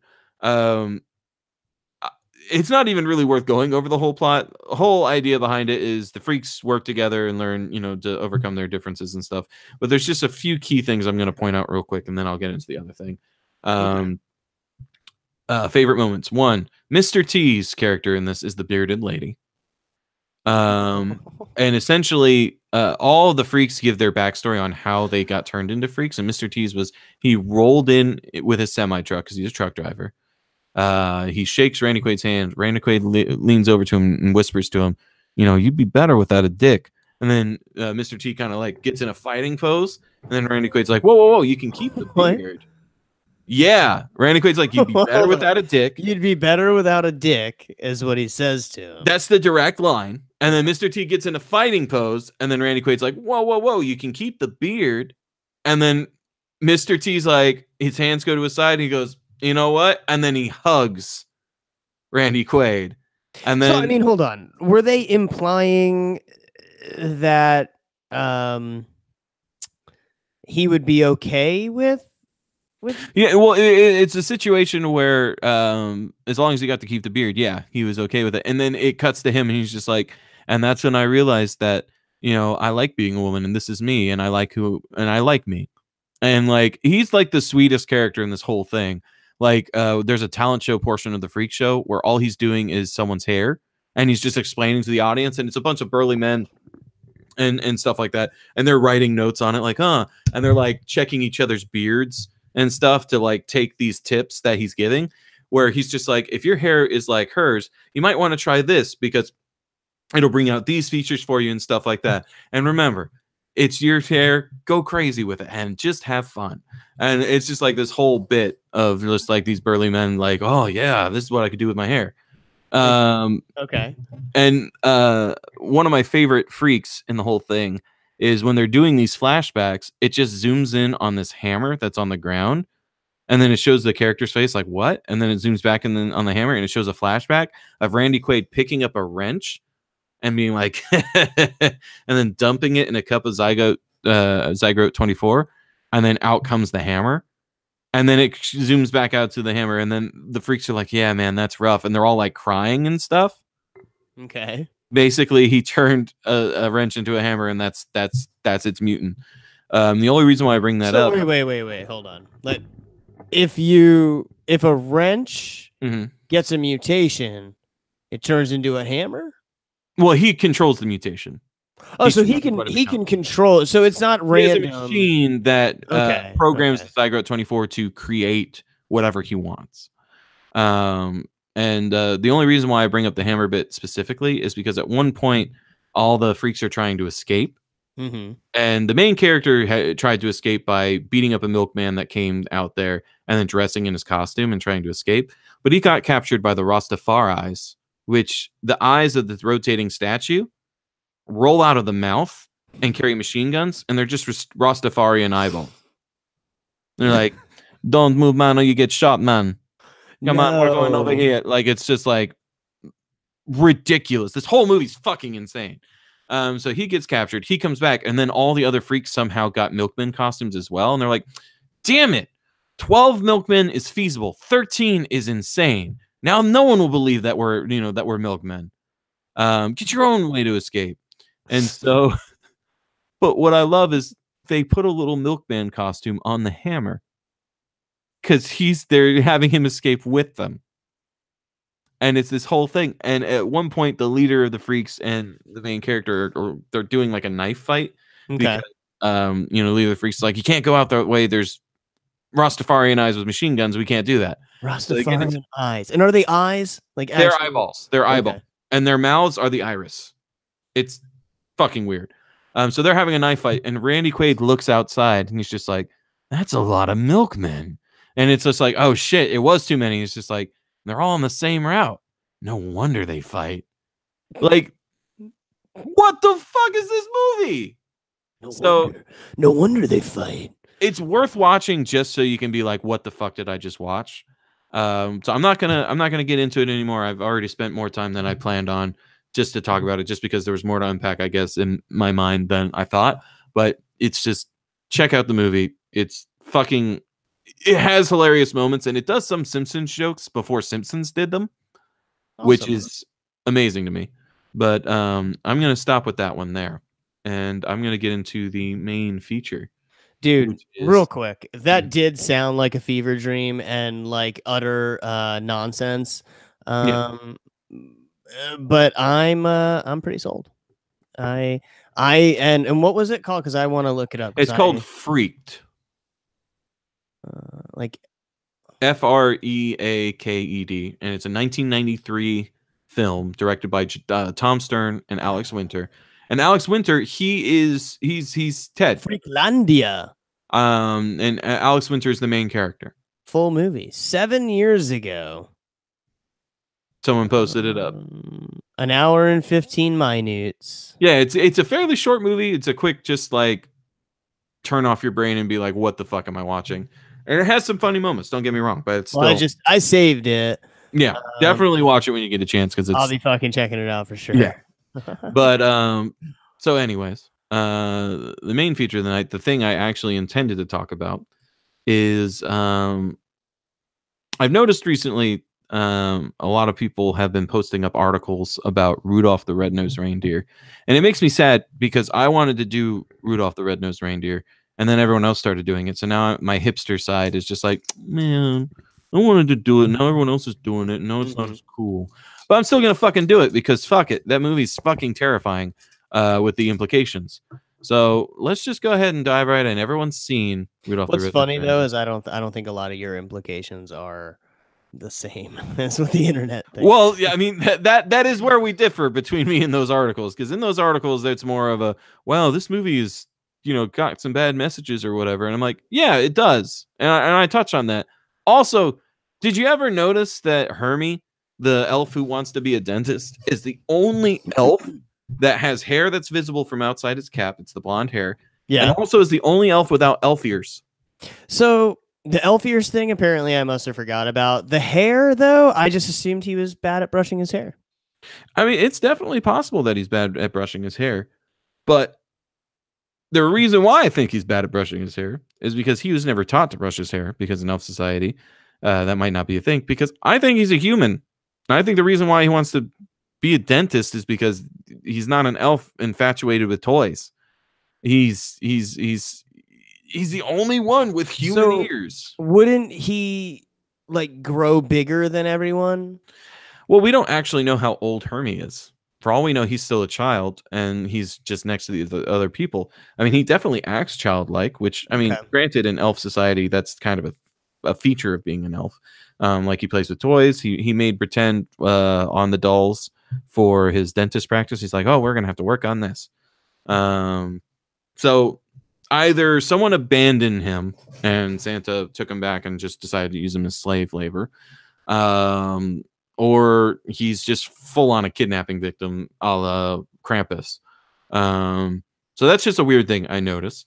So you think that he was kidnapped for an unknown reason? We don't know the reason, or he was abandoned and potentially saved, but Santa doesn't know how to treat people well because Santa in this movie is a fucking massive dick. Yeah. The entire film. The elves, they work on a song in reverence of Santa. So, it's this whole thing about how great he is and, how wonderful he is. And Santa just squirms in his chair like a fucking toddler who's bored and wants to watch Paw Patrol and just keeps like squirming and the entire song. And then they're like, hey, what'd you think of the song, Santa? And he's just like, it needs work. And he just fucking leaves. He just fucks right off. He's just gone. So it's the equivalent of you as a child making this beautiful thing, your crayon drawing of a house in the family, and you're just like, daddy, look, I made it for you. Can we put it on the fridge? It's just like, boy, you don't know nothing about color schemes and to capture the essence of life. F. And he throws it away and shits on it. Yes. Like that's basically Santa. Not only that, but Santa goes to the birth of the new reindeer, right? He goes to Rudolph's birth immediately after he was born. He sees Rudolph's nose and he literally says, I hope you can fix that because otherwise he won't be able to be on the sleigh team. Which, what is the implication there? Like, what do you mean by fix that? These reindeer aren't doctors, so it's not like he's like, does he want them to just chop the nose off or like abort this child, like leave it out in the woods? Like, what is he implying with that? Also, why can't he be on the sleigh team just because he has a red nose? There's nothing that implies that it affects his flying. But it might not affect his flying, but I think that this story in general comes from a time when that was accepted. If you were not the jock, for example, you're not going to be on the football team, right? No, I agree. It's definitely from that time, and it's absolutely fucked. because I think this was a time of not only that, but it was around this movie came out around the time of desegregation. So it's one of those situations where I think that it more shows that eventually, I think that the moral is no matter what, or no matter how different you are or whatever, you can still be whatever you want. Unfortunately, completely different moral. unfortunately, they And have to I'll make, get to that. they have to make Santa out to be a dick, which he is kind of a dick. Oh, he's definitely a dick, and it's one of those things where his dickatry isn't even like all that big because, or you know, that isn't even like the top of his dickatry because he bursts into a song about how great he is at the birth. That's when he sings the whole Kris Kringle song, and it's just him singing about how awesome he is, which is just fucking weird. And everyone sees deformity, or it's everyone in this universe sees this deformity as something fucked. Rudolph's dad feeling pressured. Why does your nose glow? Right. And it is to the point where Rudolph's dad, feeling pressured and worried that his son can't fit into a society at large, Hold on, forces wait. I just had a Rudolph. weird thought. Do you think that there's like a pit somewhere where they throw all the other reindeers with glowy noses? I honestly think that there is a pit somewhere, and it was Spartan rules. Okay, continue. But, Rudolph's dad, feeling pressured and worried that his son can't fit into society at large, forces Rudolph to wear coal on his nose, making it hard for Rudolph to breathe. And Rudolph even states his discomfort and that he's fine with his regular nose. He's just like, I don't want to wear this. I'm fine with my red nose. And Papa comes back with there's something more. There's something worth more than comfort, self-respect. And he punches the coal right back on him, like it's a full-blown like rear back and right onto Rudolph's nose. Which he learns his lesson too in the end. I mean, sure, which we'll get into that lesson and why it's problematic. But you cut to Rudolph meeting the other kids with the coal of shame. Yeah. And, you know, he's making friends. He's hitting on ladies. There's that doe who's all like, you're cute. And it's like this whole thing. And he gets excited because she called him cute. And he actually takes off and starts flying. And he's the first in this group to do so. And everyone's like, wow, he's really good. He's a natural at this. And the coach is even like, holy shit. And when he lands, he's like, I did it. I did it. And in his excitement, his false nose somehow pops off. Okay. Which doesn't make sense because nothing touched it. And nothing about his glowing nose implies that it has some sort of pressure effect. I mean, it has. I mean, I think that it's an implication that it must have some kind of power behind it. I mean, it was. Well, it definitely has some sort of power, but it doesn't show anything as kinetic power. But there is a high pitched, like, screeching sound whenever it lights up, and it starts playing, and then the coal shoots off his nose, and then the adult coach immediately pulls the kids away from him. Like, he screams, he's like, ah, and he immediately pulls all the kids away from him behind him. Calls him a freak. And then he says that he's not allowed to come back to what is essentially the only education for reindeer, all due to him having a glowing nose. He even goes so far to say, as no doe of mine will be with a red-nosed reindeer, which is like, holy shit, dude. What the fuck? Just a kid with a red nose. Why is this such a big deal to you people? Well, you know, maybe there's afraid of it. There could be some lore that we're unaware of. Like, maybe millennia ago was the last time there was a red-nosed reindeer and he was a real dick and murdered people. I mean, that's possible, but I feel like someone would have brought it up at some point rather than just being like, that red nose is weird. Just back up. Like, the parents would have had a scene where they're like, hey, the reason why everyone's freaked out is because of this, and that's why we have to hide it. No, they're just like, you're a freak and you should be ashamed. Hide it so you can have some self-respect. Okay. Which is just like, holy shit. So even Santa joins in chastising Rudolph and his father, because Santa walks over to his dad and says, you should be ashamed of yourself. And it's a shame, too, because his takeoff was good, and he walks away. Yeah, so well, he tells the dad that how dare you even produce this fucking freak Exactly. show. It's like, you should be ashamed that you created this monster.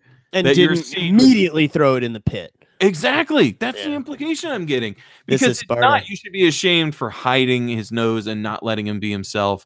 And all of you should be ashamed, let's accept Rudolph. It's a shame because his takeoff is pretty good. Now he's useless. because you hit his defect and didn't just kill him. You should be ashamed for not killing him. You know Which what's is like, funny though is fuck. that watching Chloe, right, or Skylar when she was younger, watched Rudolph the Red-Nosed Reindeer, they strongly pick up on and are like, "Oh, that's really messed up. I would never do that to somebody." Yeah. Which is good. I guess I don't have psycho kids. Yeah, But that is good. And usually that would be the catalyst for trying to give a message of we all should get along. But nobody learns their fucking lesson in this. And I'll get into that too. But anyway, so the characters all meet up and it's this whole thing. They go on this mini adventure. They are escaping this monster, so they get on a raft made of ice, and they end up on the island of misfit toys, which is essentially a prison for toys that don't belong anywhere. They're taken by Moonracer, the character that nobody remembers from this movie because he's only in it for like a minute. But holy shit, he's fucking awesome. He is a stone cold pimp. He is a lion with a crown with wings named Moonracer. He's so cool. And he travels the world every day, just like how Santa does it on one day. Proof that Moonracer's better than Santa. And he travels the world every day in order to find these toys that have been abandoned or what have you. And so far, what this movie has taught us is that if you have a disability, you should be fixed or imprisoned on an island where you get to do nothing but sing about how fucking worthless you are. And the system of selection for who ends up on this island doesn't even work because Moonracer takes a dolly for Sue, which is the dolly in there that everyone's like, why is Dolly even there? Because she doesn't have any obvious defects. It ends up in her backstory, she wasn't abandoned. She was misplaced while Sue was moving. And Moonracer doesn't wait to see if they find the doll or realize that it's missing and go back for her. He just pops in and takes her. He's just like, all right, you're abandoned, bye. So he is also a bit psycho. At the very least, he has a specific idea of what this disenfranchised group of people are experiencing, and he thinks he knows the correct solution, so he's going to enact it with speed. And it's not a perfect system. He's doing his best, but it's not because of a power thing. It's more of a, I really want to help you, so I'm going to help you now. And good intentions are paved. The road to hell is paved with good intentions. But a dolly for Sue, I actually found out what her issue was that made her a misfit. What was it? It ends up in 2007 on NPR. Arthur Rankin Jr., the producer for Rudolph, stated that Dolly had depression and essentially thought she was unlovable. And that's why she was there. Fucking yikes. Like, what? She is depressed and thinks she's unlovable, which are not traits of a doll. So that's why she's there.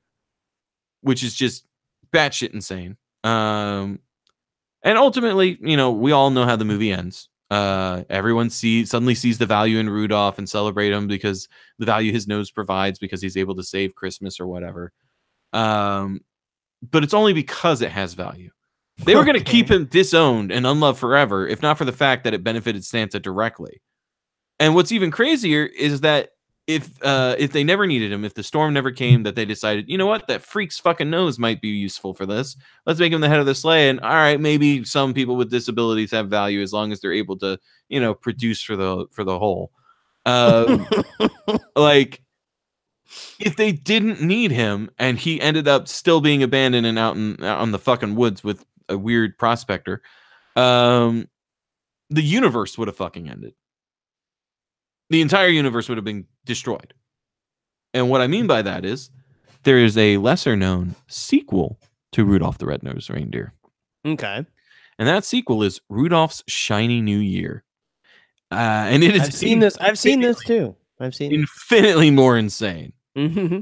In it, there's a cosmically powerful vulture called Eon the Terrible. Yes. And his curse is that he's set to disintegrate on January 1st. So he decides, this terrible fucking vulture decides that in order to stop the new year from coming and to stop his own death, he's going to kidnap Happy, which is the baby New Year, and that's how he's going to stop his death. The new year can't come if the baby's not there. So he goes off to do that. The good news is Happy's hiding out in the archipelago of last year's, which is essentially like a paradise for creatures of cosmic origins. It's kind of like Hawaii mashed up with time travel. And for some reason, Rudolph is the one that gets sent to bring him back.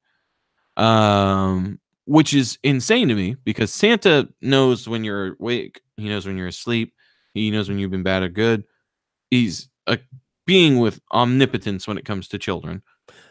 Okay, but sure. So he should know where Baby New Year is. He should know where Baby New Year is. And why the fuck can't he pick up the baby himself? He has the ability to travel around the entire world in one day. So the technology or the magic is there for him to quickly just nip in, grab this baby and leave. Maybe, and again, from multiple sources, we know that his powers are very limited when it is not near, or I guess he might have some residual left. Being that that's my thinking. It's because November 1st. It's like 6 or 7 days after Christmas that this movie takes place. So I don't know. If it was February, I guess, or at the very least, why is he sending Rudolph as opposed to one of his, key sleigh members? Because at some reindeers point, are still able to fly. He's gonna have to be able to see something with his. I mean, sure. I honestly think it's because, all right, your value has been taken. The chances of another storm like this occurring are pretty slim since I've lived millennia doing Christmas, and I've never had a problem to where the storm stopped me. And now that I know that it could, I'm going to make a light that a reindeer up front can wear. So you're expendable, freak. Go out and fight this cosmic vulture. Like, that's how I see it, is that Rudolph is expendable, and that's why he's sent. He's the Expendables. Okay. Good movie. Yeah. Oh, great movie. And so Rudolph is sent off, and the reject has been given value and purpose again. Needless to say, Rudolph succeeds, and the flow of time continues unabated. Mm-hmm. But if he never came back, it's pretty clear we'd all be spending an ageless eternity on December 31st, ruled over by a giant vulture. Yes. So ultimately, movies are fucked. Give them a watch again sometime. Yeah, no, because so a lot of those things, and I see, where they came from. It definitely shows its age in many aspects. Oh yeah, it has not aged well. The fact that they treat him this way, but I will tell you from a parenting perspective, honestly, the movies do teach the way that they were being treated is not a no bueno. That's what it teaches. But it's purely through the child's empathy that they learn that. It's not from this shouldn't happen on a societal level. It's more of a this is gonna happen and it's fucked. You shouldn't let it happen because you're a good you person. you don't obtain that until you're older and you could like line up your beliefs with how that movie is, much like we're doing for people right now. Telling them, listen, this is a horrible story. It's got its flaws. I still think it's a fun Christmas romp. I still enjoy it. It's something that I'll watch. I mean, there's other movies that like Frosty the Snowman. Like that whole thing is super fucked. Well, not only is it super fucked because we're dealing with sentience, which holy shit, and a hat that grants sentience, like, but also the magician wasn't wrong. That was his hat. He didn't lose ownership of it because he didn't throw it in the trash. He insulted it and threw it, but it's still his hat. So when everyone's like, it's not your hat, it's Frosty's hat. It really isn't. Granted, with a new life being born from this hat and everything that's going on, and with this sentience, it calls into a completely different question, but they just treat it because it's a kid's movie. So they simplify things and they make it just ownership, and ownership's 9/10 of the law. Yeah, they say nonsense like that in that. Yeah, which that's not how that works. It's really not. In all reality, Frosty being a sentient being would either require that the government intervene and have him destroyed or researched or something similar. Also, if not that, he could be the property of the magician because the hat is his. And you know what's funny though is it's not even those like old school movies that are that way. And I'm so sorry we just destroyed your Rudolph, but these things have to be fucking known. But it's like people are gonna hate me for saying this. The Elf. Elves should have their own pits. Sorry, Michael brought up a point. Out of chat, Michael asked, do elves have their own pits too? Talking about when we were saying Spartan rules for Rudolph. I would say yes, they do. That's why they all look the same. Yes. Except for the one, and the reason why he wasn't tossed in a pit is because he was never an elf. He was a human. He was either saved or kidnapped. Maybe there's an issue with extreme inbreeding and they need to introduce humans. It takes a long time to become a dentist, and he has not had access to like dental books. He's just like played pretend. Yeah. And they just let him open up a practice, which, holy shit, that's going to be awful. Because he's immediately going after his boss. The first thing he does is like, oh, you got cavities, this is the boss that he hates.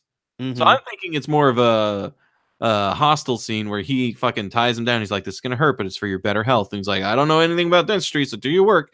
And then he's just like, it's for all those years of the toy factory. Yeah, I was gonna say, cut fucking teeth out.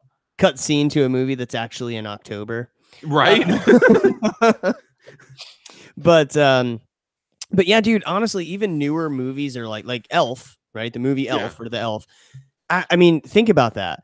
This is an abandoned kid that you raised as an elf and waited for him to be a full fucking grown adult to be like, hey, by the way, to ever explain anything to him. In order for him to not notice, he either had to be incredibly stupid, which he's not. We see that in the movie, or you had to lie to him. Yes, entire life. And basically just make him think that he's just an elf with the special ability of being and not only that, but the fucked up thing is obviously they raised him poorly, and the reason I say that is because they make him out to be all goofy and whatnot because he's an elf, right? I just did air quotes for the audio version, because he's an elf. But we see other elves acting like normal fucking people. Not only are they acting like normal people, and they all just kind of accept that he's the weirdo, because they all just kind of give knowing looks to each other, and they just kind of deal with his shit. Yeah. Also, they don't know anything about raising a human, and it's apparent because they give him the diet of elves, which how he doesn't have diabetes and he's not dead already, I don't understand. How he didn't die from malnutrition. Yeah, not only malnutrition, but he specifically states that he got a whole like 40 minutes sleep, so he got a good rest last night. So he's on the sleep schedule of the elves as well. He hasn't slept right for years. He has brain damage. That's why he's the way he is, because he has lack of sleep to the point of brain damage. Of fucking brain damage. So you know what? While the older movies like Rudolph, for example, are obviously born from their fucking time. Yeah, they have messages from their time for sure. I think we haven't come out of the fucked up. No, we haven't. But I think that the real moral here, all Christmas movies are fucking horrible. They're all, because we talked about the Santa Claus. Oh my! And don't get me started again. Listen, go back to December of last year if you're listening. I go ham on the Santa Claus and movie. Fucking listen to it, because that it's not okay what happens. It's not. I love that movie. Don't get me wrong. I love that movie, but it's fucking batshit insane. I love all of these movies. I honestly, the first half of the show, I rambled, and more than one show now, I've rambled about Christmas stuff and getting our tree and decorating and whatnot. We love Christmas. We really do. And I'm all in when it comes to it. But Christmas movies in general are just not cool, bro. Yeah. And that's the moral of today's show. In fact, I think that the name of today's show, is this too long brought to you by Jesus? We went on for a long time. I'm sorry. It's okay. It's okay.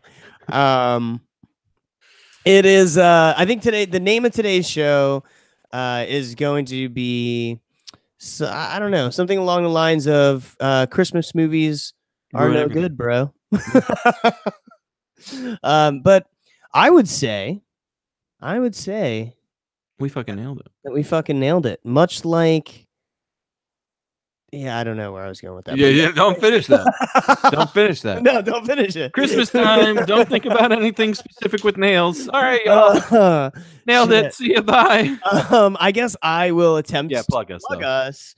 So obviously, check us out on YouTube.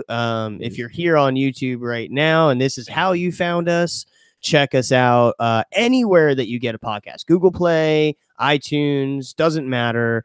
Or more importantly, our website, pb.nj.podbean.com.